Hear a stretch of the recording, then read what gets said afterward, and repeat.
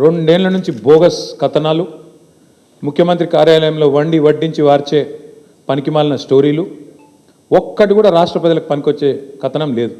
పనికిమాలిన స్టోరీలతో రెండేళ్ళు టైంపాస్ చేస్తూ ఉన్నాడు.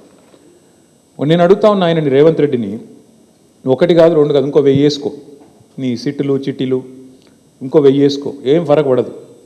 మేము మాత్రం నీ కొద్దిగా ఉంటే కొన్ని రోజులు శునకానందం ఉంటుంది, కానీ మేము మాత్రం నేను వదిలిపెట్టాం. బీఆర్ఎస్ ఇవాళ తెలంగాణ ప్రజల గొంతుక, ప్రధాన ప్రతిపక్ష పార్టీ.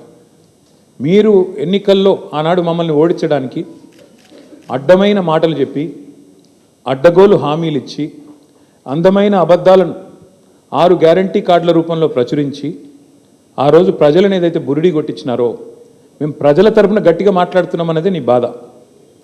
ఇవాళ ఎట్లా ఉన్నదంటే నీ వ్యవహారం, రేవంత్ రెడ్డి గారు, అదృష్టం అందలం ఎక్కిస్తే బుద్ధి మాత్రం ఇంకా బురదలనే ఉన్నది రేవంత్ రెడ్డి. రాజకీయంగా ఇంకా కూడా ఆయనకు జ్ఞానం రాలే, ముఖ్యమంత్రి అన్న సోయి లేదు.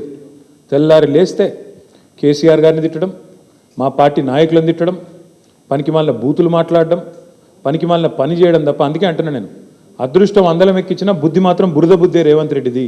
అందుకే ఈ దిక్కుమాలిన పనులు చేస్తూ ఉన్నాడు.